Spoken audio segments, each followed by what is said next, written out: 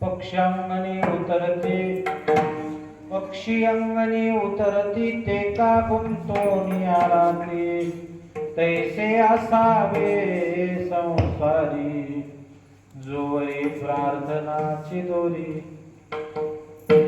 वस्ती कर वस्ती आला प्राप्त काळी उठून गेला तैसे असावे संसारी जोरी प्रार्थनाची दोरी एका जनार्दना शरण एका जनार्दना शरण ऐसे असता बैकवन तैसे असावे संसारी जोरी प्रार्थनाची दोरी विठ्ठल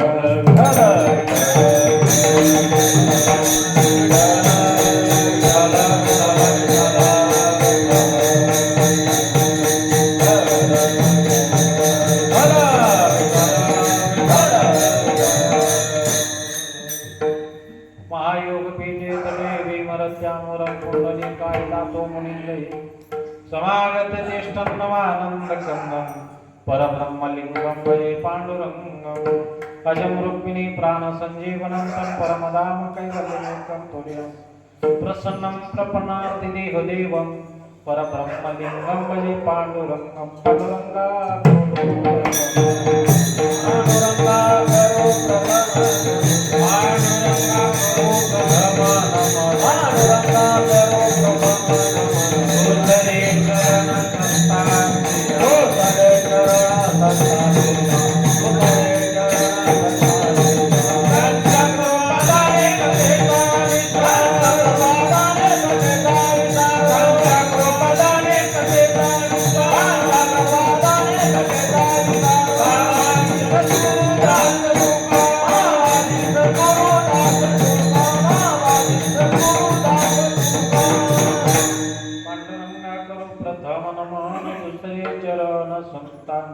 करो त्यांच्या कृपादाने कथेचा विस्तार बाबाजी सद्गुरु दास तुकाराम जयांचे केलिया स्मरण होई सकळ विद्येचे अधिकरण तेच वंदो श्री चरण श्री गुरूंचे ते नमस्कार होनी आता जयाचे ने आठवे शब्द सृष्टी अंगवे सारस्वता घवे जीवेसे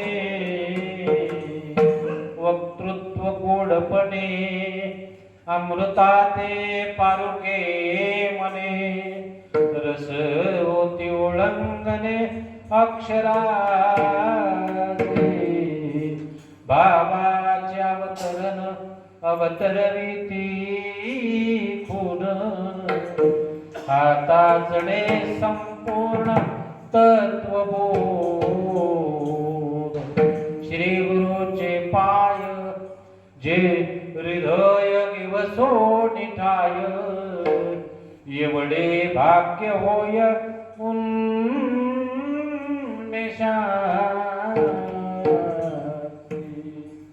गाते श्रोत्याने पाहते चतुर विनोदे दुष्यंते सोहंभावे पूर्ण ज्ञाते या सकळासी विनमने करा विठ्ठल स्मरण नाम रूपी अनुसंधान नमोतया माता पित्याचे पाप नमोतया माता पित्याचे पाप नमोतया माता पित्याचे पाप नमोतया पित्या पापाचे पाप नमोत्या वचन सत्य वदे नमोत्या वचन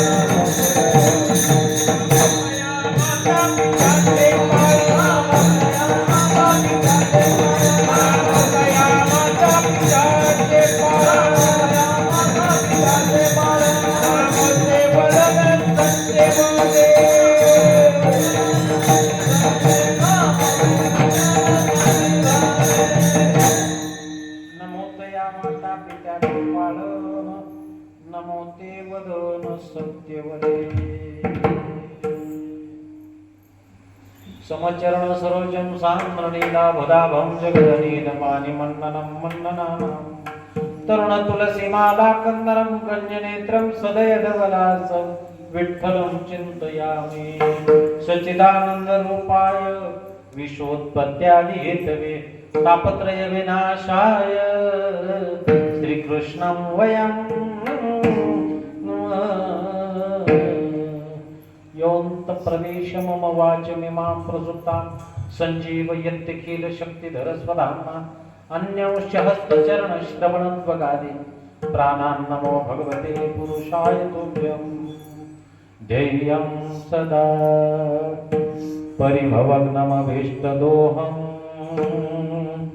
तीर्थास्पदं शिवविरञ्चिनुतं शरण्यं प्रत्यार्तिहं प्रणतपालभवाब्धिपोतं वन्दे मा पुरुषते चरणारविन्दं विठ्ठल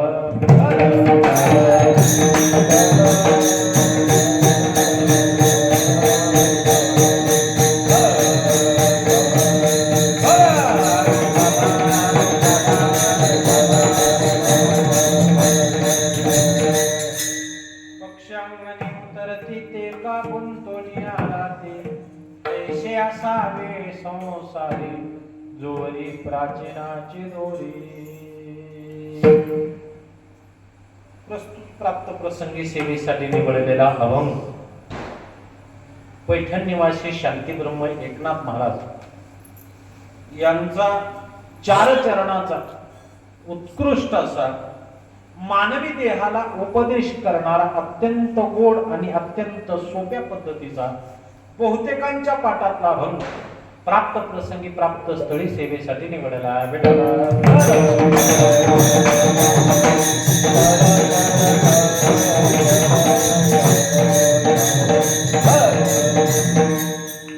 आज या ठिकाणी आपल्या या पवित्र पावन शेलगाव या गावी आपल्याच येथील असणारे वैकुंठवासी मारुतीराव दिवाने टाळकरी आयुष्यभर परमार्थाची सेवा केली असे असणारे आपल्याच गावातील हरिभक्तीपरायण मारुतीराव महाराज दिवाने यांचं प्रथम पुण्यस्मरण आणि या प्रथम पुण्यस्मरणाच्या निमित्तानं आज या ठिकाणी आपण सर्व गुणीजन मंडळी या ठिकाणी उपस्थित आहात. गावातील सर्व भजनी मंडळ, श्रोते मंडळी, ज्ञात अज्ञात, कीर्तनकार, प्रवचनकार, परिसरातून आलेली सर्व भजनी मंडळी, मृदंगाचार्य, गायनाचार्य, कोणतं गाव 12 ते वाडी असेल, परिसरातील सर्व गुणीजन मंडळी असेल, आपल्या सर्वांच्या उपस्थितीमध्ये 1 तासभरामध्ये भगवत चिंतन पाहायचंय. अभंगाचा विस्तृत अर्थ पाहण्यापूर्वी अल्पसा पर्याय देणं वक्त्याचं परम कर्तव्य समजून आज आपल्या या अनंतपुरी महाराजांच्या मठामध्ये या पुण्यस्मरणाच्या निमित्तानं आपण उपस्थित आहोत. पण उपस्थित पर्व काळाचा विचार केला तर उपस्थित आजचा पर्व काळ पाहत असताना खर तर एकीकडे आपल्या जीवनामध्ये आजचा एक वेगळा रंग आहे आणि कृती वेगळी आहे. आजचा दिवस हा मानवी जीवनातलं नैराश्य दूर करणारा दिवस आहे. प्रापंचिक जीवनामध्ये आजचा दिवस हा अत्यंत आनंदाने साजरा करण्याचा दिवस आहे. आपल्या संस्कृतीमध्ये तसं तर वर्षभरामध्ये 12ही महिन्यामध्ये वेगवेगळ्या प्रकारचे सण उत्सव आपण वर्षभर साजरे करतो. पण सगळ्या सणांमध्ये विशेष महत्व जर कशाला असेल तर निश्चितच एखादी आई आपल्या मुलीला सांगत असते, नको वर्षभर जरी तुला नाही जमलं तर कमीत कमी भाऊबीजेला तरी येऊन रातच्या रात तर का होईना पण येऊन राहून जा. सांगायचा कथित अर्थ एवढाच आहे की आपल्या जीवनामध्ये आपण दिवाळीकडे अत्यंत उत्साहानं पाहतो, आनंदानं पाहतो. परिवारातली सगळी आपली मंडळी असेल, भाऊ असेल, बहीण असेल, सगळे नातेवाईक असतील, आपण सगळेजण एकत्रित येण्याचा प्रयत्न करतो. भले 2000 किलोमीटर असू द्या, पण तेवढा प्रवास करून एक 4 दिवस आनंदाने एक आनंद उत्सव साजरा करतो.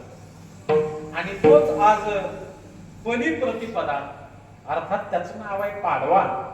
आता हा पाडवा अनेक वेगवेगळ्या पद्धतीने साजरा केला जातो. दिवाळी साजरी करण्यापाठीमागचा ही अनेक उद्देश आहेत. प्रभू रामचंद्रांचं युद्ध जिंकलं आणि विजयादशमीला विजय मिळाल्यानंतर प्रभू रामचंद्रांचं अयोध्येमध्ये आगमन झालं आणि त्या निमित्तानं गुडिया तोरणे करती उभा गाती गाणे या न्यायाने अयोध्येमध्ये फार मोठा दीपोत्सव केला जातो आजच्या दिवशी. याही न्यायाने बलिराजाने भगवान परमात्म्याला उदार अंतकरणानं आत्मनिवेदन भक्तीनं सर्वस्व समर्पण केलं. सर्वस्व समर्पण करून तो बळीराजा भगवान परमात्म्याला शरणागत गेला. तद्वत तोही एक आत्मसमर्पणाचा भाव आज बलिप्रतिपदेच्या पाठीमागे आहे. अशा वेगवेगळ्या पद्धतीनं हा सण, हा उत्सव आपण साजरा दरवर्षाला करतो. करत असताना नुसता सण साजरा करत नाही, त्या सणामध्ये, या सणाला एक वेगवेगळ्या प्रकारची झालर आहे. काय आहे? फटाक्याची आतषबाजी आहे. वेगवेगळे नवीन वस्त्र अलंकार सर्वांना परिधान करायला मिळतात. त्याच न्यायानं काही महिला मंडळ असतील ते दागदागिने परिधान करतात. आणि हा उत्सव साजरा करण्याकरता विशेष अशा प्रकारचा काही फराळाचा बेत केला जातो. फराळाचे काही आपल्याकडे पदार्थ बनवले जातात आणि ते पदार्थ बहुतेक करून बऱ्याचदा दिवाळीच्या सणामध्येच खायला मिळतात, ते पाहायला सुद्धा मिळतात. इतरत्र कुठल्याही सणाला तो पदार्थ केला जात नाही. फराळ इतका नमुनेचा, एवढा सुंदर वेगवेगळा फराळ. बघा तुम्ही, एक पदार्थ आहे तो म्हणजे चिवडा आहे का नाही? चिवडा काय प्रकार आहे? चुरमुरे, कांदा कोणाला चालत नसेल तर समजा वर्ज्य करा. मसाला आहे, त्याच्यात काही डाळ आहे, खोबरं आहे, बरोबर आहे. अनेक प्रकारच्या वस्तूंनी मिळून काय झाला? चिवडा तयार झाला. ते कशाचं प्रतीक आहे? काही माणसं अनेकाला सामावून घेऊन जगण्याची पद्धत आहे, त्याचं ते प्रतीक आहे. काही माणसाच्या जीवनामध्ये चिवड्यासारखी काही चांगले माणसं, वेशनी माणसं, काही लहान मुलं, काही मोठी माणसं, कोणी या माणसात बसवा त्याला. प्रत्येकाच्या संगतीमध्ये तो माणूस अगदी फिट्ट बसतो.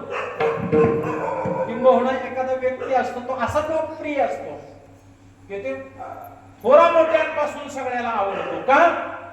नाना या इकडं, नाना या इकडं. लग्न असू द्या, नाना आले.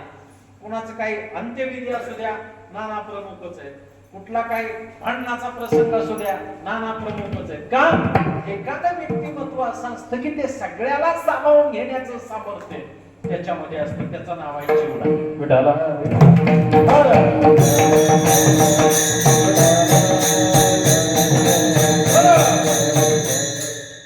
काही माणसं असतात अगदी नेमकी लाडू सारखी असतात. ती गोड असतात पण एकदम घट्ट, अगदी त्याच्यापुरती गोड असतात. ते लाडूचं प्रतीक आहे. काही माणसं वरून सपक असतात, त्याच्या संगतीत बसावं वाटत नाही मला. तास गेला, 2 तास गेला, त्याच्याकडे काही चर्चा नाही, कुठला विषय नाही, कुठले विस्तृत बोलणं नाही, आणि माणूस सपक आहे वाटतं. आत पाहिल्यानंतर त्याच्या अंतःकरणात काही विशेष असा गोडवा निर्माण झालेला असतो. विशेष. आमच्या गावात एक महाराज आहेत बरं का, माणिक महाराज म्हणून. खूप अभ्यास आहे, भागवताचं खूप चिंतन केले, पण कोणापाशी बसणार नाहीत गावात. मग कुठं थांबणार? त्यांच्या लक्षात येतं की जिथं कुठं परमार्थाची चर्चा होती त्याच व्यक्तीपाशी येऊन बसली. लोकांना असं वाटतं की महाराज तुमच्या पशी कस का बसतो 2-2 तास? नाही तर तुम्हाला काय सांगू त्याच्या अंतःकरणाची उंची काय आहे, त्यांना काय आवडतंय हे बाहेरून कळत नाही. तसं ती करंजी खात असताना वरचं खात तोपर्यंत सपकच लागतं. ते मैद्याचं आवरण आहे तोपर्यंत ती सपक आहे, पण आतलं ज्या वेळेला आपण खातो त्यावेळेला लक्षात येतं की हे आत गोड आहे, आत गोड आहे.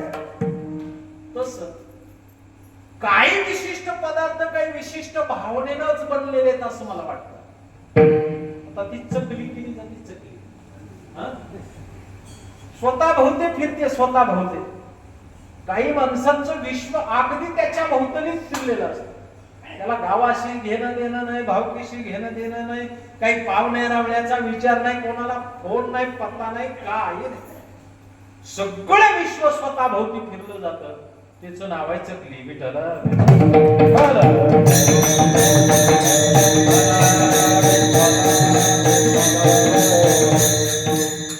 असो, विनोदाचा भाग सोडा.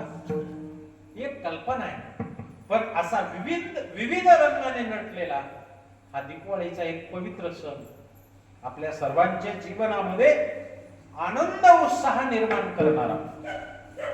ज्ञानोबरायांनी याचं भाष्य करत असताना सांगितलं, मी अविवेकाचे काजळी हेडोनी विवेक दीप उजळी, तर योगिया पाहे दिवाळी निरंतर निरंतर. जसं योग्याच्या जीवनामध्ये सुख आणि दुःख, गरीब आणि श्रीमंत, सुशिक्षित आणि अशिक्षित असा कुठलाही भाव या योगी महापुरुषांच्या जीवनामध्ये दिसत नाही. अशी आनंदाची दिवाळी, सुख समृद्धी अशी आनंद काळ आपल्या जीवनामध्ये टिकावी एक सद्भावना व्यक्त करतो. आणि या दीपावलीच्या पाडव्याच्या निमित्तानं आपण या ठिकाणी उपस्थित आहोत. आपल्यातील असणारे हे आदरणीय हरिभक्तीपरायण मारुती महाराज यांचं पुण्यस्मरण आहे. आता पुण्यस्मरण आहे, या तिथीला आहे. मग आपण या तिथीच्या पाठीमागे जाणं आपलं परम कर्तव्य आहे की त्यांच्या पुण्यस्मरणाच्या निमित्तानं या अभंगाचं प्रयोजन आहे. काय असतं सगळ्यात महत्वाचं आपण अभंग काय घेतो, कीर्तनकार अभंग काय निवडणार आहे याच्यातच 50% कार्यक्रम संपलेला असतो. का? जो प्रसंग आहे त्या प्रसंगाला अनुभूत महात्म्याने महाराजांनी कोण्या पद्धतीनं बोललं तर त्या मापात बसलं पाहिजे. किंबहुना एखादा प्रसंग आहे उत्सवाचा, नाव ठेवायचं, नामकरण विधी आहे आणि शेवट तो भला माझा बहु गोड झाला, जमल का तिथं? नाही जमणार ना. प्रसंग अवधान साधून एखाद्यानं घर बांधलं, आता घरामध्ये त्याला आयुष्य काढायचं, सुख समाधान प्राप्त करून घ्यायचं. आता वास्तुशांतीच्या निमित्तानं म्हटलं तर निरंजनी आम्ही बांधिले घर किंवा जया घरी शांती क्षमादया अशा एक अनुभूतीनं त्या संबंधानं काही बोलता यावं अशा पद्धतीच्या अभंगाची निवड महाराजांनी केली पाहिजे.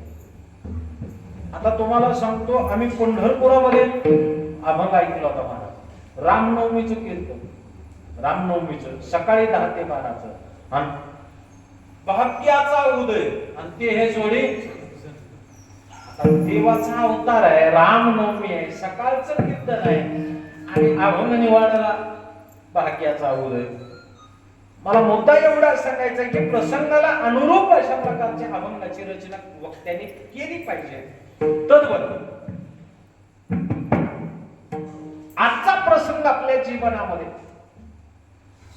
आपल्या नगरीतील हरिभक्तीपरायण आमचे मारुती महाराज यांचं पुण्यस्मरण आहे आणि पुण्यस्मरणाच्या संबंधानं नाथ बाबांचा मानवी जीवनावर उपदेश करणारा 4 चरणाचा बहुतेकांच्या पाठातला आणि समजायला अत्यंत सोपा असा अभंग प्राप्त प्रसंगी प्राप्त स्थळी सेवेसाठी निवडलाय. एकदा मोठ्या प्रेमानं भजन करा. अभंगाचा विस्तृत अर्थ पाहू. विठ्ठल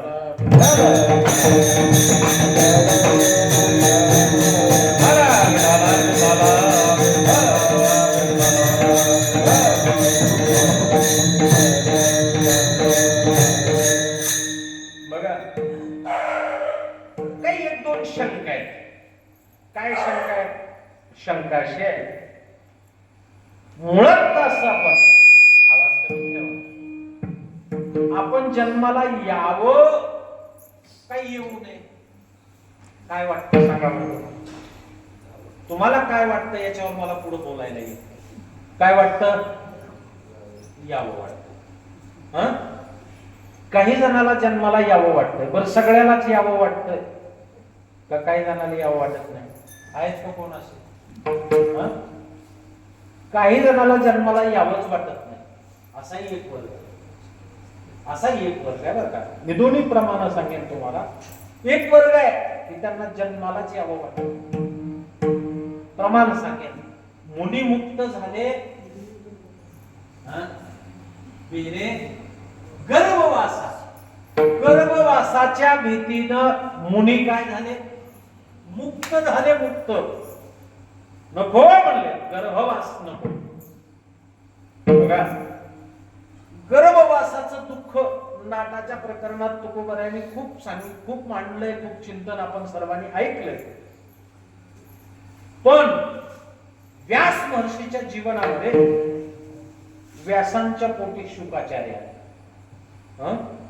शुकाचार्य, पण शुकाचार्यांच्या ज्या वेळेला लक्षात आलं की आपल्याला मृत्यू लोकांमध्ये अवतार घ्यायचा आणि मृत्यू लोकांमध्ये जायचंय म्हटल्यानंतर मृत्यू लोकांमध्ये जाण्याच्या भीतीने, जन्माच्या दुःखाच्या भीतीने शुकाचार्य आईच्या उदरामध्ये किती वर्ष राहिले?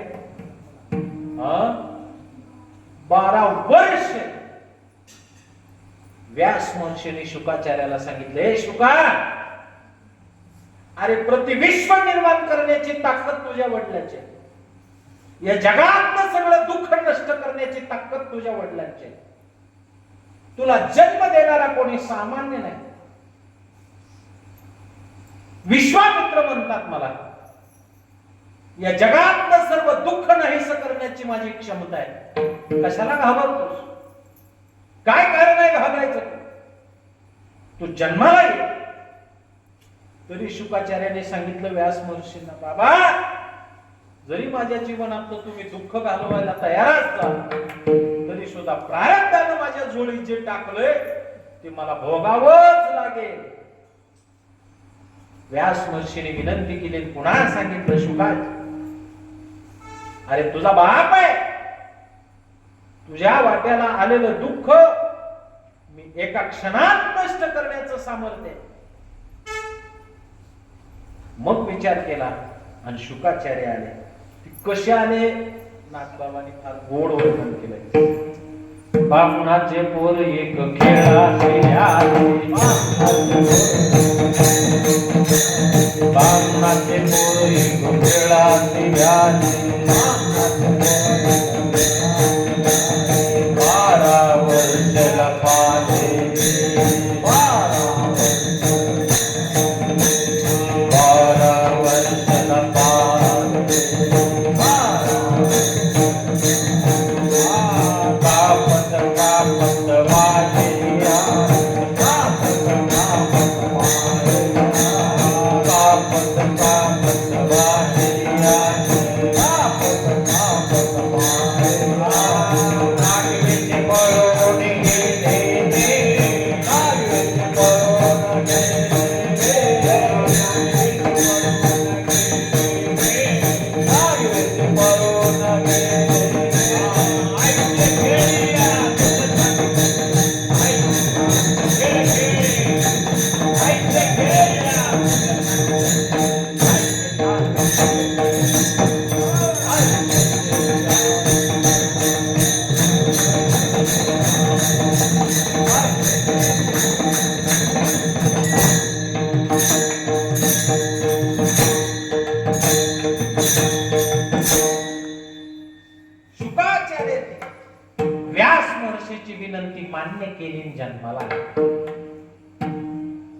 आले ते आले. कसे आले? कापत कापत बाहेर आले. आणि जन्मल्याबरोबर काय झाले? वनात पडून गेले.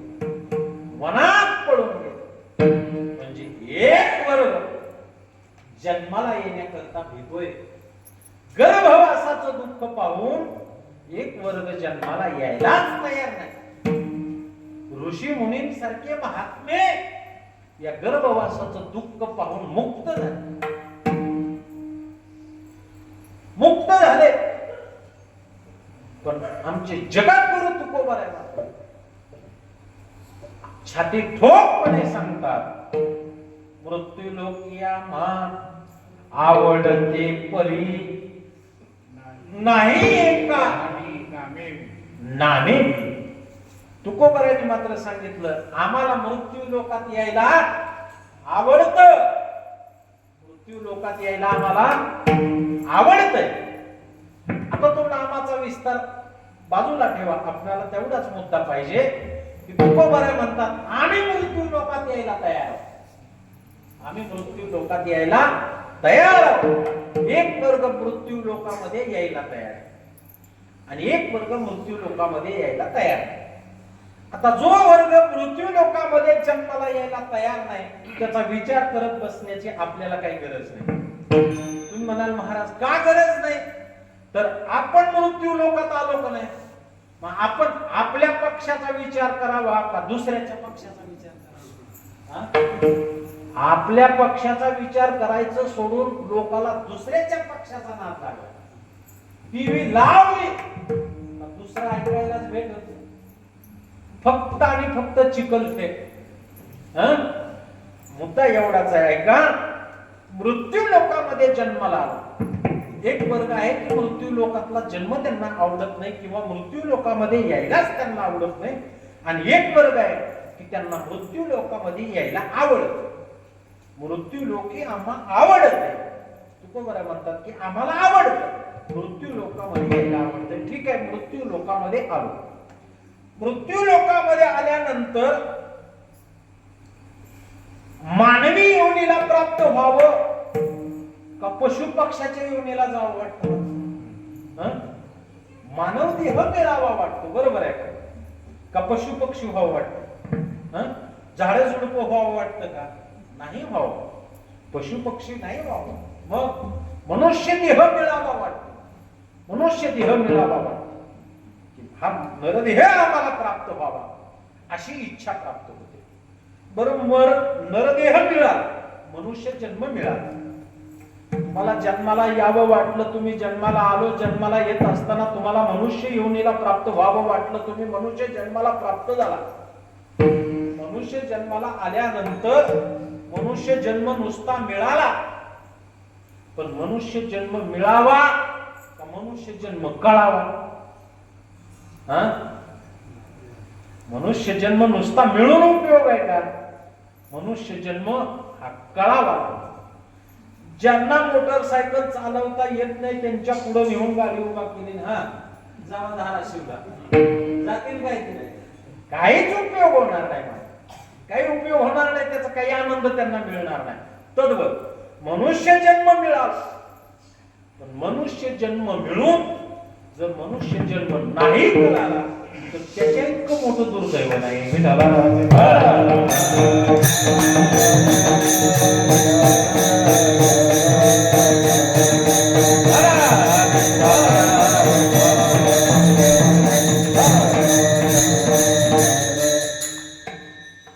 मनुष्य जन्म प्राप्त व्हावा ही मानवी जीवनाची इच्छा आहे का?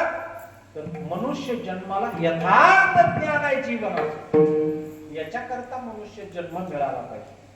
नाहीतरी काय थोडी श्वान सुकरे बापुडी, नाहीतर काय थोडे पशु पक्षी जन्माला आलेत का? पण जन्माला आल्याचं त्याचं महत्व त्यांना कळत नाही, म्हणून जीवन व्यर्थ आहे बरं का. त्यांना सुद्धा जर वारी करावी, भजन करावं कळलं असतं तर किंबहुना तो सुद्धा जीव योग्यतेला पात्र झाला असता. नाही म्हणता येत नाही. ज्ञानोबा तुकोबारायांच्या पालखी सोहळ्यांची बैल प्रत्यक्षात देव आहे.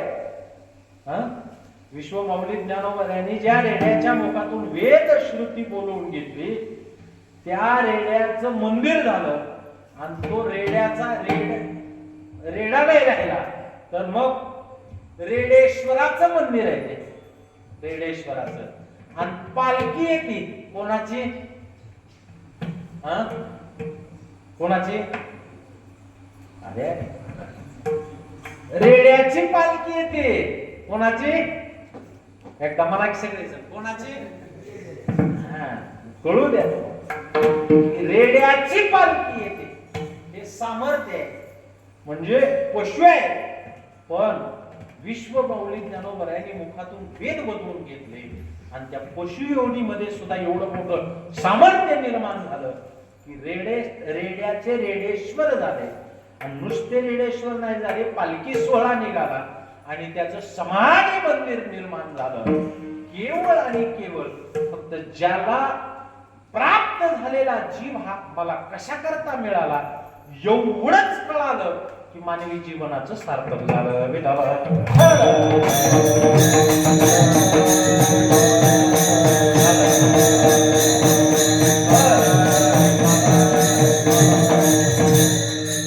म्हणून मानवी जीवन जेवढं मिळणं गरजेचं आहे तेवढंच मानवी जीवन हे कळणं सुद्धा गरजेचं आहे.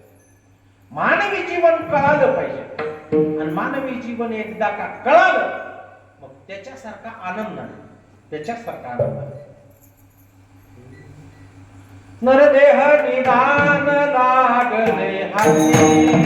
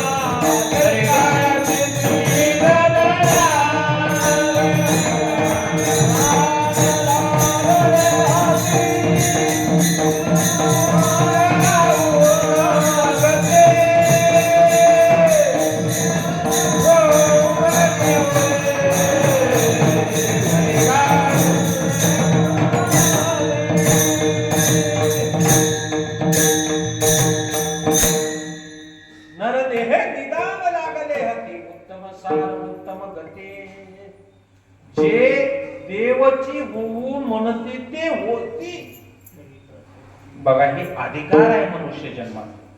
हा मनुष्य जन्माचा अधिकार आहे की बाबा मनुष्य जन्म जर तुम्हाला प्राप्त झाला तर तुम्हाला देव होता येतं. देव होता येतं. एवढं मोठं सामर्थ्य आहे या मनुष्य जन्मामध्ये. म्हणून जेवढं मनुष्य जन्म मिळणं गरजेचं आहे त्याही पेक्षा कैक पटीनं मानवी जीवनाला मनुष्य देह कळणं गरजेचं. काही लोकांना मनुष्य देह मिळालाही नाही आणि कळालाही नाही. कळाला नाही मिळाला नाही. काही लोकांना मनुष्य देह मिळाला आणि कळाला. काही लोकांना मनुष्य देह कळाला पण मिळालाच नाही. आणि काही लोकांना मनुष्य देह मिळालाही आणि कळालाही.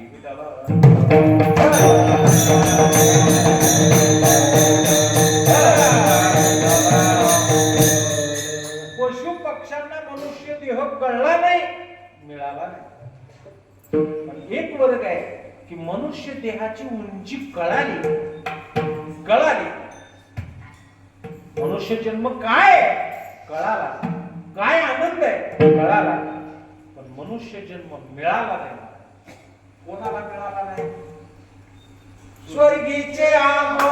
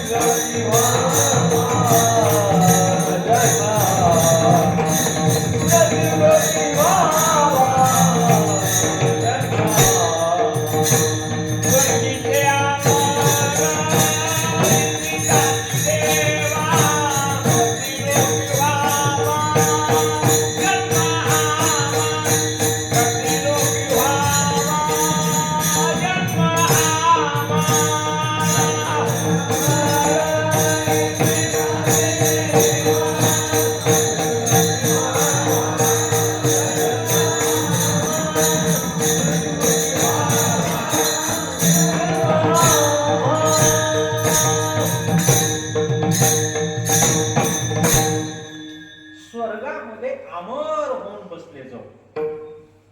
आणि स्वर्गामध्ये अमर झाल्यानंतर त्यांच्या लक्षात आलं की बाबा आता जो आनंद मृत्यू लोकामध्ये आहे, जो आनंद वाळवंटामध्ये आहे, जो आनंद संतांच्या संगतीमध्ये आहे, तो आनंद स्वर्गामध्ये नाही.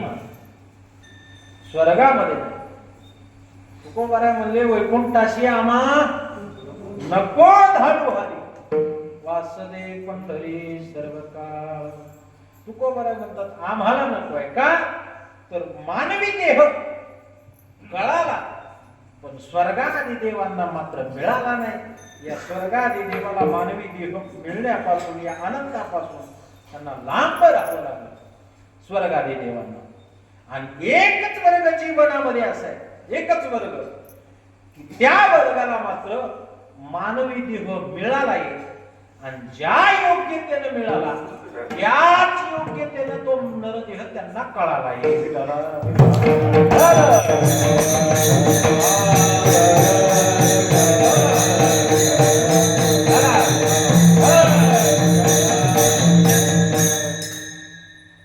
संत महात्मे या जगतामध्ये एक वर्ग असा आहे की संत महात्म्यांना जन्म मिळालाही आणि जन्म सार्थकतेनं कळला.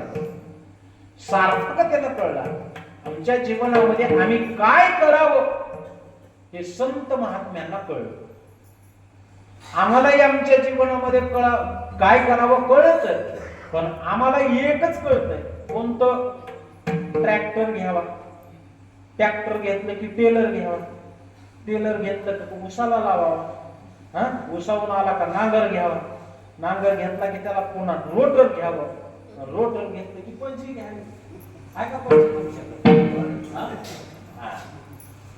आम्हाला एवढंच कळतं एक बारदाना आणला बघा त्याचं आयुष्य आहे तोपर्यंत त्याची ती बारदाना गोळा करण्यामध्ये जाते.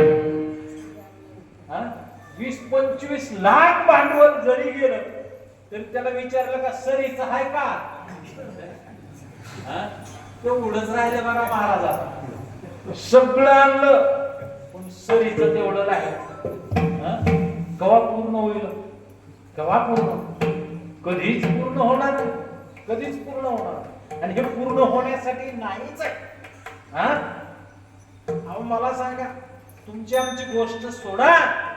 जगद्गुरु तुकोबाराय जिजाबाईला म्हटले होते, जिजा चल म्हणले, निघालोय मी. तिने सांगितलं म्हैस आहे म्हटली महाराज.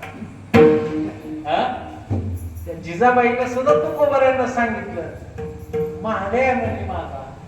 आणि तुमच्या संग येऊन माझं भाग नाही. मानवी देह मिळणं याही पेक्षा कैक पटीनं मानवी देह कळणं सगळ्यात महत्वाचं आहे. आणि एकच बरोबर जगाच्या पाठीवर आहे की ज्या महात्म्यांना हा देह मिळाला आणि त्या महात्म्यांना हा देह कळाला सुद्धा. मला तुमच्या गावाचा फार स्वाभिमान वाटतो मला, फार स्वाभिमान वाटतो. मी अनेक गावात तुमचं उदाहरण सांगतो. मी आता एवढं फिरतो, महाराजांना माहित आहे, पण एवढ्या गावांमध्ये जातो, पण त्या गावामध्ये मला ह्या वयाचे लोक कुठंच दिसत नाहीत. आता ते त्या गावात नादिक नाहीत, हयात नाहीत, ही एक मला शंकाच आहे पुन्हा. पण दिसत मात्र कुठंच नाही. काय वैभव आहे काय? आता त्या बाबांचं काय वय आहे मला सांगा बरं तुम्ही. आता त्यांचा एवढा मोठा चालेला ताल आता आहे, ते पहिलं कसं करत असतील, काय करत असतील, किती नाचत असतील. म्हणजे आनंद आहे मानवी जीवनामध्ये. जन्माला प्राप्त झाल्यानंतर भगवत चिंतनामध्ये, संतांच्या संगतीमध्ये, भजनामध्ये, कीर्तनामध्ये, नामस्मरणामध्ये, नामबऱ्या तुकोबऱ्यांच्या गाथा ज्ञानेश्वरीच्या सेवेमध्ये जो आनंद आहे, तो आनंद या त्रिभुवनात हे सुख जगाच्या पाठीवर पुन्हा कुठंच पाहायला मिळत नाही. हा आनंद मानवी जीवनामध्ये. म्हणून मनुष्य देह मिळणं याही पेक्षा कैक पटीनं मनुष्य देह हा कळाला पाहिजे.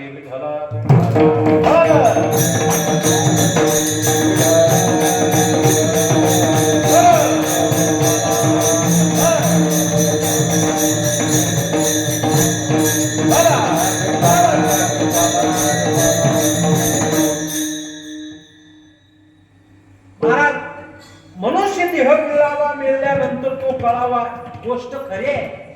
पण कळावा कळावा कळावा म्हणजे काय नेमकं? काय प्रक्रिया घडल्यानंतर तो जन्म आम्हाला मिळाला असं सार्थक करेल, किंवा आम्हाला ते कळेल की काय नेमकी प्रक्रिया काय आहे. काय केल्यानंतर मनुष्य जन्म कळाला असं वाटेल. काय वाटेल बघा. नाथ महाराजांकडे एक व्यक्ती गेला. हा नाथ महाराजाला म्हणू लागला, महाराज माझं भविष्य मला सांगा, माझं भविष्य मला सांगा. नाथ बाबाने सांगितलं, तुझं 8व्या दिवशी मरण आहे. 8व्या दिवशी मरण आहे. आता मला सांगा, कोणाला येऊ नये, पण 8व्या दिवशी कळल्यावर काय अवस्था झाली असेल? खरं सांगू का, ही अवस्था ज्या ज्या लोकांनी दवाखान्यात कोरोनामध्ये ऍडमिट झाले त्यांनी ती भोगले. मृत्यू प्रत्यक्ष डोळ्यासमोर पाहिला कोरोनामध्ये लोकांनी, पाहिला का नाही? तद्वत नाथ बाबांनी त्याला सांगितलं, 8 दिवसात तुझा मृत्यू होणार. घरी आला, बायकोला सांगितलं, नाथ महाराजांकडे गेलतो. बर, काय म्हणले? नाथ बाबांनी सांगितलं, म्हणले 8 दिवसांना मी मरणार. बायकोही खिन्न झाली, लेकरं बाळ सगळे उदास झाले. आले म्हणजे आता नाथ बाबांचं भविष्य काय खोटं ठरणार आहे का? 8 दिवसांना आपण मरणार आहे. मग त्याने विचार केला. सकाळी सकाळी स्नान केलं, मंदिरामध्ये पाया पडायला आला. कधीच मंदिरात येत नव्हता, कधीच मंदिरात येत नव्हता. देव म्हटलं का त्याची अशी मस्तकाची शिर हालायचे बाबा. गंधर्माळ खरी दिसल्यावर तर त्याच्या डोक्यात दगड घालावा का काय असंच वाटायचं. पण सकाळी सकाळी मंदिरात लोकांनी विचार केला, काय भानगड आहे म्हणजे, अण्णा एवढ्या सकाळ सकाळ मंदिराकडे कसं काय आला? येऊ द्या म्हणजे काय कसं ना, आलंय तरी का नाही. पाया पडल्यानंतर रस्त्याने जाताना सगळ्याला राम राम राम राम राम राम राम राम, सगळ्याला राम राम राम. आणि म्हणजे आज अण्णा राम राम करायला. बरोबर राम राम राम राम केला सगळ्याला. घरी गेला, बायका लेकरांनी बोलवलं, या म्हटलं आपण सगळेजण मिळून जेवायला बसायचं. सगळ्या भावकीला बोलविलं, या म्हटले जेवायला आज आपल्या घराकडे या. सगळे भावकी सगळे घर. म्हणजे कसं काय अण्णा जेवायला बोलवतो? अण्णाने जेवायला बोलविलं, पंगत बसली, जेवण केले, सगळ्यांनी बसून मिळून मिसळून जेवण केले. शेतात गेल्यानंतर पाण्याची पाळी ह्याच्याकडे होती. त्यानं सांगितलं, ना आजचा दिवस तुझं भिजेव म्हण, आजचा दिवस तुझं भिजेव. नानाला मोटर चालू करायला लावलं. नाही म्हणलं, अण्णा कसं काय कडे म्हणलं, आज मोटर चालू करायला लावली. मोटरही नानाला पाळी दिली, दिवसभर बसला. आणि मग नानाच्या जनावराला वैरण टाकली, त्यानं इकडे दारा धरीस तर त्याचे बुसकट टाकलं, काही सगळं काम त्याचं काही छोटं मोठं केलं. संध्याकाळी धार काढली, नाना पुढं चलते ते मागं चलते. नाना नाना कॅन द्या दुधाचं, इकडं कॅन द्या. अण्णाने कॅन घेतलं, नाना पुढं चलते, अण्णा मागं चलते. घरी आले, घरी नाना म्हणले द्या ना अण्णा कॅन, नेतो घराकडे. नाही नाही घरी ठेवून येतो की. त्यांच्या घरी कॅन ठेवलं, माघारी आला. बायको म्हणले उशीर का केला? नाना सोबत गेलो मला दुधाच कॅन त्यांचं घरी ठेवलं. बरं बरं बरं म्हणला. गल्लीत गेल्यानंतर अण्णाचे गल्लीतले लेकर गोळा झाले. गल्लीतल्या लेकरांनी बोलवलं, या पोरानं म्हणले. सगळ्यांनी एक एक एक एक चॉकलेट दिलं.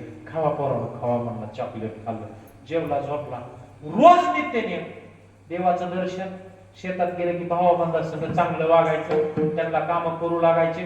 घरी आलं लेकरा बाळांसोबत चांगलं वागायचं, जेवायचं. बघता बघता बघता 8 दिवस निघून गेले. 8वा दिवस आला, घाबरून गेला. आता नाथ बाबांनी सांगितलंय 8 दिवस आयुष्य दिलंय.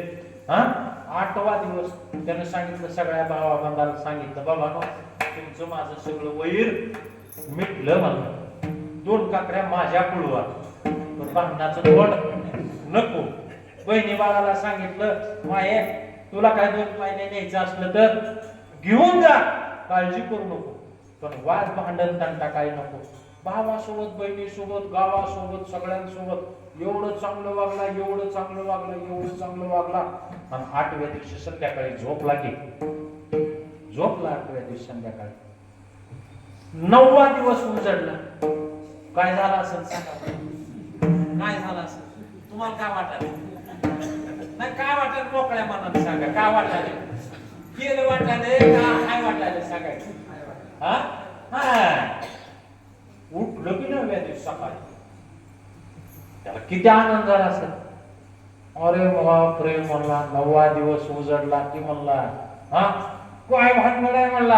आंघोळ केले का पडत नाथ बाबाकडे गेला. नाथ महाराजांनी सांगितलं, बाबा आता बाबा देवपूजा करत होते.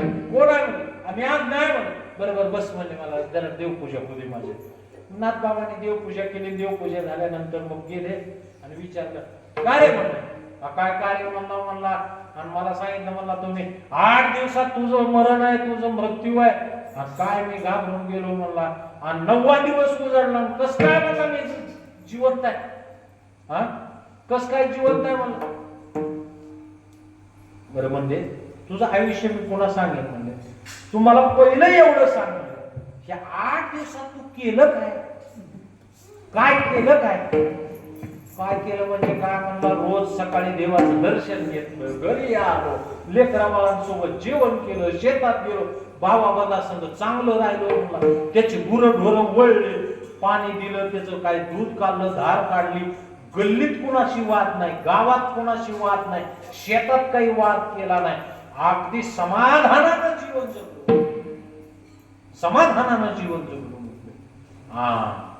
नाथ महाराजांनी सांगितलं, तुझं आयुष्य जेवढं आहे तेवढं आयुष्य आता उद्यापासून असं समजायचं की आपलं आयुष्य किती दिवसाचं आहे?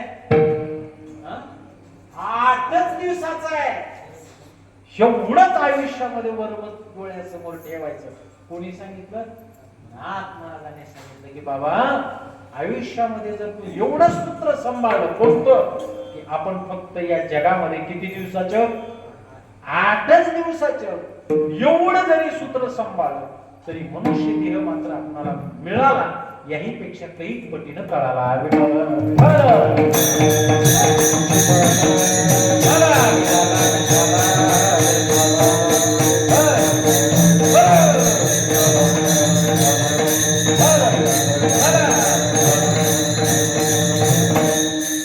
मानवी जीवन मिळणं यापेक्षा मानवी जीवन कळणं अत्यंत महत्वाचं.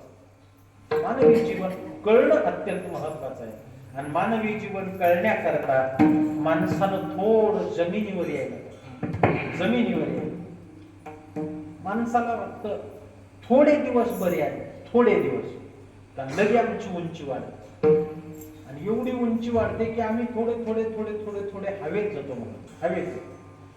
पण नम्रता मानवी जीवनामध्ये असावी.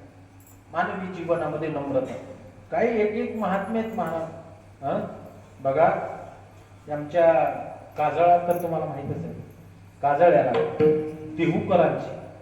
देहूकरांची आताचे जगद्गुरु तुकोबराचे विद्यमान वंशज आहेत, त्यांची मला वाटतं त्यांची बहीण होती देहूकरांच्या वाड्यातली मुलगी आमच्या सुरवशी गुरुजींना दिली होती काजळ्यात सुरवशी गुरुजींना, त्यांचे नातेवाईक आहेत ते बरं का, देहूकरांची मुलगी. तर आयुष्यभर देहूकराची मुलगी आहे, तुकोबराच्या वंशातली मुलगी आहे. गुरुजींनी आयुष्यभर पत्नीला आवजावं बोलायचं, आयुष्यभर. किती नम्रता असेल जीवन, काय व्यक्तिमत्व असेल. लेकरांना तर बोलायचे गुरुजी, पण स्वतःच्या पत्नीला सुद्धा देहूकराची मुलगी आहे. आणि काय तुम्हाला सांगतो, आता मी थोडं लहानपणी पाहिलेलं बघितलेलं आहे. तर त्यांच्या शेतातून लोक जायचे पियरला चालत शेतातून, आणि शेत अगदी माळावरती उमाटावर, कुठं पाण्याचा लवलेश नाही. त्या काळात त्या म्हातारीनं त्या वाटेवरती गोरोबा काकांचे वारकरी वारीमध्ये पाणी प्यायला त्यांना काहीतरी साधन असावं म्हणून 80 एकर जमीन होती तिथं त्यांनी त्या कोपऱ्यात एक विहीर पाडली, आणि ती विहीर फक्त वारकऱ्यांना पाणी प्यायला होती. आज तागायत त्या विहिरीवर आजही मोटर नाही.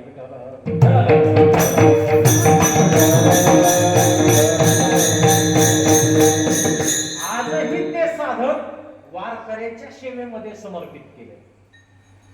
अशी काही फार मोठ्या उंचीची मानवी जीवनामध्ये माणसं की त्यांनी जीवनामध्ये मानवी जीवनाचा अर्थ त्यांना समजलाय, आणि त्या पद्धतीनं त्यांची वाटचाल चालू.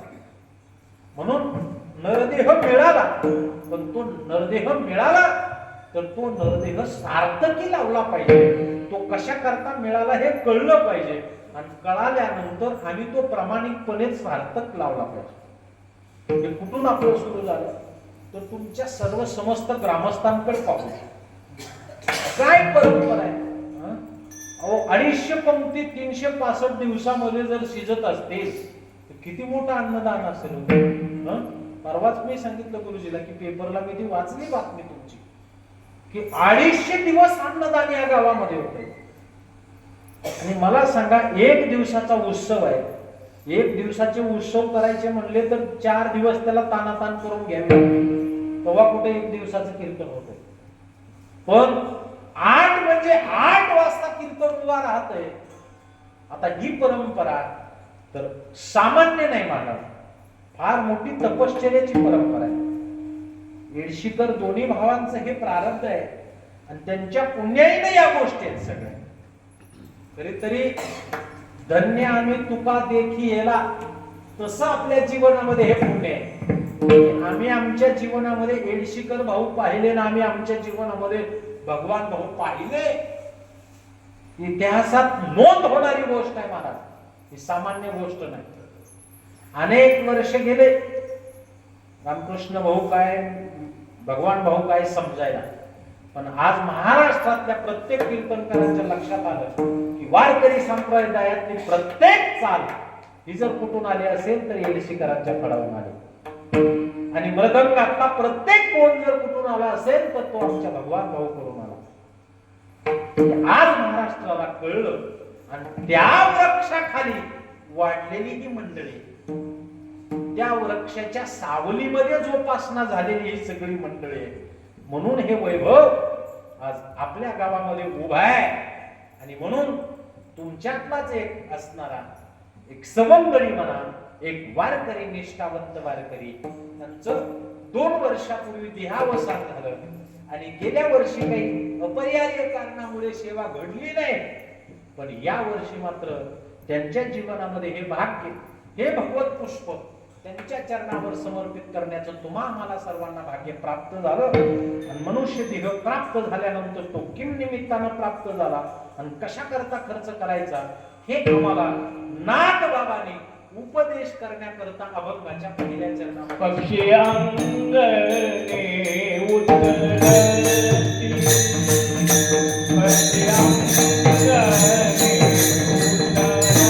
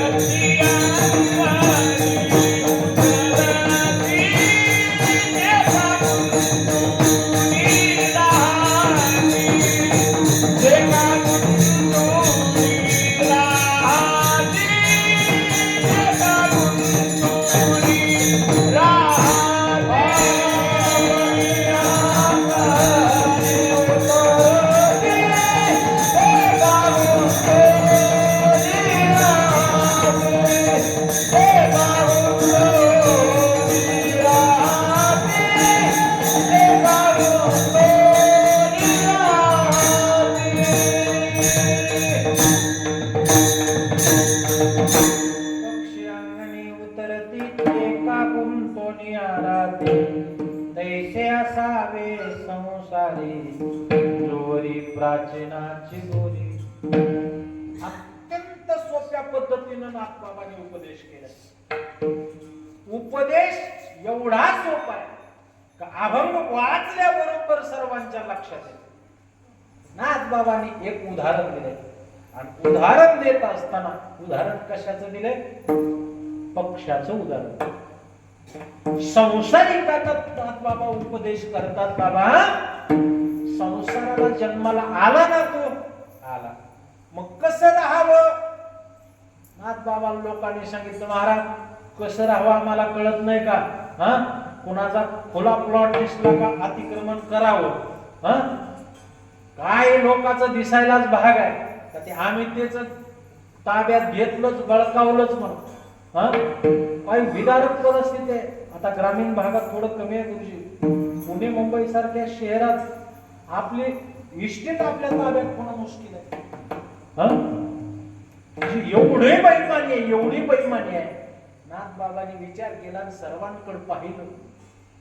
संसारिकांना उपदेश करायचा आहे, संसारिकांकडे पाहिलं तर संसारिक रात्रंदिवस पळतायत पळतायत पळतायत पळतायत पळतायत. प्रत्येकाकडे जो देखे सो दुखिया बाबा, सुखिया कोई नहीं रे. जो देखे सो दुखिया बाबा, सुखिया कोई नहीं रे. जो देखे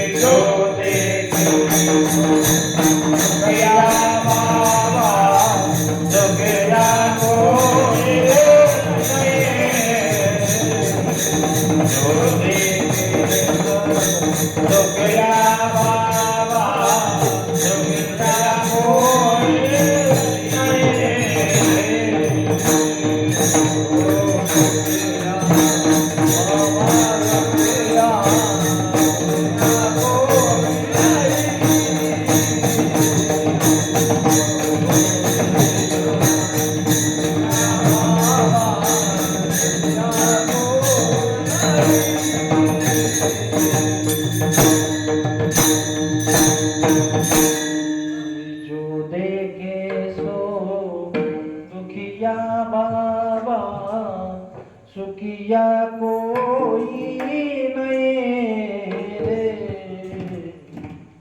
राजा राजा दुखी, प्रजा प्रजा दुखी. अहो, राजा प्रजा काय? कबीरजीने याच दोह्यामध्ये खाली एक चलन दिले. ब्रह्मा दुखिया, शंकर दुखिया. तिन्ही देव दुखी आहेत. ज्यांनी सृष्टी निर्माण केली ते सुद्धा कसे आहेत? दुःखीच आहे. कलियुगात मृत्यू लोकाचा नियम आहे. इथं आलं प्रत्येकाकडे पहा. जो देखे सो दुखिया बाबा, सुखिया कोई. बघा, एक व्यक्ती होता, माणसाला झोप लागत होती. 8 दिवस गेले, 10 दिवस गेले, 15 दिवस गेले, डोळाच लागायला तयार. झोप येईना. झोप येईना गेल्यानंतर त्यानं डॉक्टरकडे गेला. डॉक्टर साहेबांना सांगितलं, साहेब 8 दिवस झालं, किती काही खाल्लं, काही केलं, कष्ट केलं, मेहनत घेतली, घाम गाळला, काही झालं तर रात्री काही केल्या मला झोप लागत नाही, काय करावं? झोपच लागत नाही. डॉक्टर साहेबांनी ट्रीटमेंट दिली, गोळ्या दिल्या आणि गोळ्या दिल्यानंतर मग गेला. 8 दिवस ती गोळ्या डॉक्टर साहेबांनी दिलेल्या घेतल्या. सकाळ दुपार संध्याकाळ जेवण करून, काही उपाशी पोटी, काही रात्री झोपल्यानंतर जशा डॉक्टर साहेबांनी सांगितल्या तशा गोळ्या घेतल्या. 8 दिवस गेले. 8 दिवस गेल्यानंतर 9व्या दिवशी गोळ्या संपल्या. डॉक्टरकडे गेला. डॉक्टर साहेब, तुम्ही सांगितलं 8 दिवस गोळ्या खा, गोळ्या खाल्ल्यानंतर झोप येईल. 8 दिवस तुमचा सगळा कोर्स संपला तरी सुद्धा मला झोप येत नाही. डॉक्टर साहेब म्हणले गोळ्या बदलून न्या. पुन्हा गोळ्या बदलून आणल्या, पुन्हा गोळ्या खाल्ल्या तरी सुद्धा काही उपयोग होईना. डॉक्टर साहेबांनी सांगितलं जेवढ्या पावरच्या गोळ्या होत्या सगळ्या देऊन बघितल्या. आता डॉक्टर साहेबांचा विलाज नाही. आता मला सांगा, डॉक्टर संपल्यानंतर माणूस कुणीकडे जातो? देवदेवराशीकडे. अहो महाराज, सगळे दवाखाने करून बघितले, कुठं गुण आला नाही. देवदेवराशाकडे गेला. देवराशाकडे गेल्यानंतर त्यांनी सांगितलं काय होतंय? त्यानं सांगितलं 10 दिवस झालं गोळ्या खातो, झोप येत नाही. डॉक्टर दवाखाना सगळं केलंय, काय केल्या फरक पडत नाही, काय करावं ताबडतोब सांगा. देवराशाने सांगितलं एक काम कर, ज्याला झोप येते त्याचं अंगरक घालून झोपच जा. त्यानं डॉक्टरकडे गेला. डॉक्टर साहेबाला म्हणला साहेब मला अंगरक द्या मला तुमचे एक. त्याने विचारलं का रे? म्हणला तुमच्या गोळ्याचा गुण नाही आल्यावर मी एका साधूंकडे गेलो. साधूची भेट झाली. साधूला विचारलं बाबा महाराज मला झोप येत नाही. साधूने सांगितलं ज्याला झोप येते त्याचं अंगरक घालून झोप. डॉक्टरांनी त्या पेशंटला सांगितलं मला झोप येते ही तुला कोणी सांगितलं? लक्षात आलं का? मला झोप लागते हे तुला कोणी सांगितलं? त्यानं म्हणला तुम्हाला बी झोप येत नाही का? मलाही तसंच आहे. चला म्हणले मी. दोघं दवाखाना सोडून निघाले. दिसत त्याला महाराज एखादा शर्ट का काय झोपच येईना. अरे आम्हाला जागून जागून ती सवय लागली, आम्हाला झोप येईना. चला आमच्या संग. तिघ जण निघाले. वा शर्ट पाहिजे. कोणाचा पाहिजे? ज्याला झोप येते त्याचा पाहिजे. त्यानं सगळे इंजिनियर लोकांची भेट घेतली, शिक्षकाची भेट घेतली, मोठमोठ्या पगारदाराची भेट घेतली. 8 दिवस यांचा हाच कार्यक्रम. तुम्हाला झोप येते का? नाही म्हटलं तर चला आमच्या सगळं. फिरून 8 दिवस झालं. दुपारची वेळ, प्रचंड रख वैशाख महिन्यातलं ऊन. आणि मग दुपारी परेशान झाले. आता ही 4 जण जमा झाले. आणि 4 जण जमा झाल्यानंतर तिने विचार केला गड्या आता 8 दिवस झालं फिरतो, झोप लागलेला माणूस काय आपल्याला गाठ पडला नाही. एक काम करू, आता खिंबर ह्या आंब्याच्या झाडाखाली जरा बसू. ऊन आहे, दुपारची वेळ आहे. आणि मग थोडा वेळ आपण या आंब्याच्या झाडाखाली बसू. ऊन कमी झालं का पुन्हा माणूस शोधायला चालू करू म्हटले. आपण विचार केला आणि विचार केल्यानंतर थोडा वेळ बसले. त्या आंब्याच्या झाडाखाली बसल्यानंतर त्या आंब्याचा मालक, तो शेतकरी, तसल्यावर रखरखत्या उन्हामध्ये अंगात बनेल नाही, शर्ट नाही, नुसती धोतर घातलेली आणि उघडा बम सकाळी 7 वाजल्यापासून तो दुपारी 1 वाजेपर्यंत न थांबता न थकता अगदी उभा राहून पाळी टाकीत होता. काय करीत होता? पाळी टाकीत होता. 1 वाजली आणि आंब्याच्या झाडाखाली कोण आले म्हटलं. आऊत सोडला, विहिरीवर गेला, विहिरीत उडी हाणली आणि गार पाण्यामध्ये 10 मिनिटं पोहला. बाहेर निघाला, अंग धोतरानं कोरडं केलं, धोतर गुंडाळलं, आंब्याच्या झाडाखाली गेला. बायकोनं 2 भाकरी दिल्या होत्या. चटणी होती शेंगदाण्याची, हिरवी मिरची होती खाराची, आंब्याची फोड होती, कांदा होता, शेंगा होत्या. 2 भाकरी कांदा शेंगा संपवल्या आणि पायात घातलेला जोडा उशाला घेतला आणि अगदी आळवा पडला. आळवी पडल्याबरोबर झोप गेला. हे कोणी बघितलं? या चौघाने. अरे अरे अरे म्हणला सापडला. झोप लागलेला माणूस सापडला. लागलीच त्याला उठवलं. म्हणजे ओ बाबा उठा म्हणून. त्याने म्हणजे अरे माझा जीव दमून गेला. म्हणजे कुळव हाणून कशाला उठवताय मला? त्याने सांगितलं आम्हाला 14 जणांना तुमचं एक एक फाटकं का असताना आणि एक एक आंगळक द्या की मग एक एक आंगळक द्या की मग का आम्हाला डॉक्टर महाराजांना साधून सांगितलं म्हणला ज्याला झोप येते त्याचं अंगण घाला म्हणजे तुम्हाला झोप येईल म्हणून आम्ही 8 दिवस झालं फिरताव म्हणले काय फाटकं तुटकं कसं असायचं तसं असू द्या पण आम्हा चौघाला एक 4 अंगणके द्या त्यानं सांगितलं भल्या माणसावं असल्या उन्हात सकाळपासून बिगर बन्यालाच कुळ वाहतो मला घालायला शर्त नाही आणि तुम्हाला 4 कुठले द्यायचे माझा दृष्टांत संपला ज्याला झोप आहे त्याला शर्ट नाही आणि ज्याला शर्ट आहे त्याला झोप नाही जगाची अवस्था आहे त्याला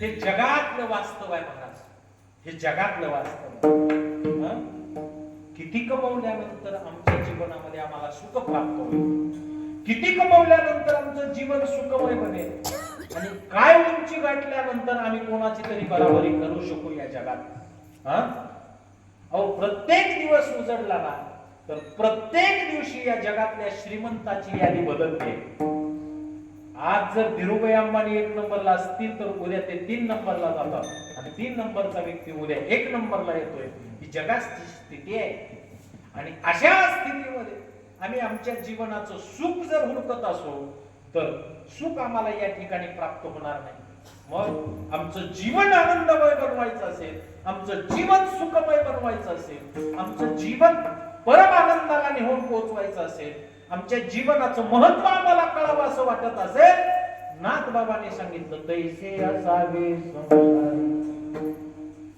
साधकाने नाथ बाबांना विचारलं महाराज तैसे असावे संसारी पण कैसे पक्ष्यांगणी उतरती नाथ बाबाने गोड दृष्टांत दिला नाथ बाबा सांगतात बाबा कसा असावं तर पक्षासारखा असावं पक्षासारखं पक्षी अंगणी उतरतील ते का गुंतोनिया राहते पक्षाची कुठं दावण आहे का सांगा बरं आहे का दावण पक्षाची दावण नाही ना पक्षाची दावण नाही मग पक्षी अंगणात उतरतात पण पक्षाने अंगणात उतरल्याबरोबर चोचीत टाकलेला एकच कण चोचीमध्ये घेतात आणि पटकन झाडावर निघून जातात मला सांगा का दुपारची फिकीर आहे का संध्याकाळची फिकीर आहे काय फिकीर आहे जीवनामध्ये त्याची निरपेक्ष भावनेचं जीवन असावं माणसाचं निरपेक्ष काय आमचे समाज सुधारक झाले मला काय देश स्वातंत्र्य करत असताना काय अपेक्षा होती मला बोलायला भाग नाही मला बोलणं उचित नाही पण जाता जाता सांगतो शेतकरी कामगार पक्ष नावाचा पक्ष होता आजही तो पक्ष असेल नसेल तर त्या विचारधारेची एक माणसं होती महाराष्ट्रामध्ये शेकाप काय विचारधारा होती महाराज त्या पक्षांची काय त्या काळातले समाज सुधारक असतील की माझ्या धोतीमुळे जर 2 माणसाला शर्ट मिळत असेल तर मी धोतर घालणार नाही किंवा अंगावरती शर्ट वापरणार नाही ही उदात्त भावना महात्मा गांधींनी आयुष्यभर ते व्रत आपल्या जीवनामध्ये धारण केले किती जीवनाकडे पाहण्याचा दृष्टिकोन सकारात्मक होता त्या लोकांचा काय असेल सेकअप त्या काळामध्ये यशवंतराव चव्हाण आणि भाई उद्धवराव पाटलांना मुख्यमंत्री पदाची ऑफर दिली होती उद्धवराव दादांना त्यावेळेला यशवंतराव चव्हाण म्हणले होते उद्धवराव दादा तुम्ही मुंबईला या तुम्हाला मुख्यमंत्री करतो उद्धवराव दादाने सांगितलं मी मुख्यमंत्री नाही झालो तरी चालेल पण शेकाप सोडणार नाही हेतू होता माझा आजही त्यांचा परिवार अगदी सामान्यपणानं जीवन जगतो की आज सुद्धा आमच्या त्या धनंजय पाटलांकडे पाहिलं असं वाटत नाही महाराज की आमदार पुत्र असतील म्हणून काय कमाल आहे काय विरक्त माणसं असतात समाजाकडे पाहत असताना काय उंचीनं पाहावं जुन्या लोकांकडे पाहिल्यानंतर समजतं नाथ बाबा सांगतात बाबा पक्षी कसे आहेत तर पक्षी अंगणी उतरतील ते का गुंतोनिया राहते तसं असावं तैसे असावे कैसे पक्षासारखे की ज्या क्षणाला तो उतरतो कण तोंडात घेतो निघून जातो तसं नाथबाबा सांगतात की बाबा मानवी जीवन या उंचीचं असावं. पण शंकाखोराने शंका केली आणि साधकांनी नाथबाबांना शंका केली, महाराज तुम्ही पक्षाचं दृष्टांत दिलाय, संसारिकानं पक्षाकडे पाहून संसार करावा की तो किती विरक्त आहे, की तो फक्त आज प्राप्त झालेल्या आनंदावरती सुख समाधान मानतोय. पक्षी खराय. पण शंकाकाराने नाथबाबांना सांगितलं, महाराज त्या पक्षाला जर रोज रोज रोज रोज रोज रोज त्याच अंगणात जर खायला मिळालं, त्याच अंगणात रोज दाणे मिळाले, तर तो पक्षी त्याच अंगणातल्या वृक्षावरती खोपा करतो. खोपा काय करतो? खोपा करतो. खोपा म्हणजे त्या पक्षाच्या जीवनामध्ये सुद्धा आशा निर्माण झाली का नाही? आज जिथं दाना मिळाला तिथंच उद्या सुद्धा आपल्याला मिळणार आहे. मग तो काय करतो? त्याच अंगणातल्या पिंपळाच्या झाडाला आपलं छोटस घरट बनवतो. शंकाकाराने शंका घेतली. नाथ महाराजांना सांगितलं, महाराज पक्षाचा दृष्टांत दिलाय, पण तो पक्षाचा दृष्टांत अपुरा आहे. का तर पक्षी किंबहुना कदाचित त्याच घरामध्ये एखाद्या पिंपळाच्या वृक्षाला खोपा करतो. खोपा म्हणजे त्या पक्षाच्या जीवनामध्ये सुद्धा किंबहुना अल्पशी का होईना आसक्ती आमच्या जीवनामध्ये आम्हाला पाहायला मिळते. असं म्हटल्यानंतर नाथ बाबांनी त्या साधकाला उत्तर दिलं अभंगाच्या 3ऱ्या चरणामध्ये, वस्ती करा वस्ती आला, वस्ती करा वस्ती आला, वस्ती करा वस्ती आला, वस्ती करा वस्ती आला, वस्ती करा वस्ती